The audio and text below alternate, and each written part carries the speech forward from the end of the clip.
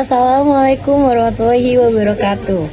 Yang saya hormati Bapak dosen pengampu mata kuliah Public Speaking serta teman-teman mahasiswa yang saya banggakan.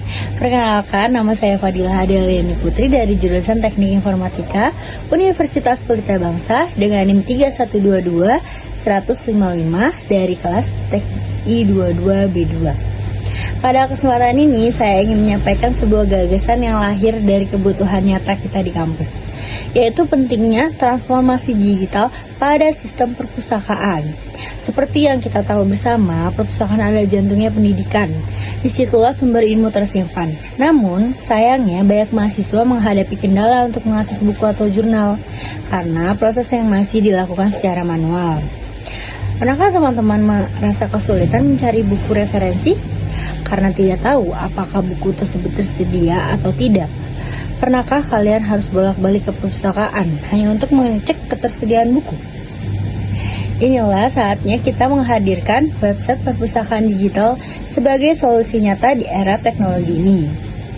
Website ini akan menyediakan yang pertama, yaitu fitur pencarian katalog buku secara online.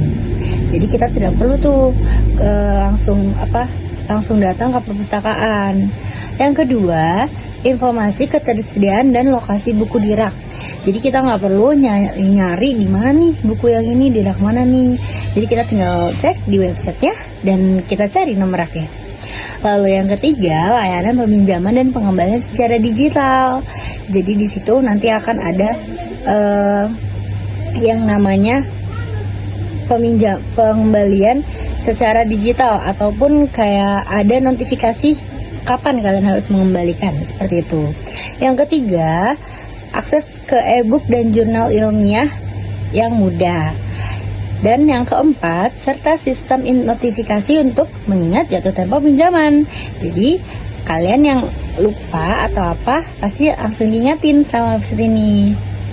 Lalu bayangkan sama kalian betapa mudahnya, cukup dari laptop dan ponsel kita bisa cek buku pinjam, bahkan membaca buku elektronik tanpa perlu antri atau datang langsung.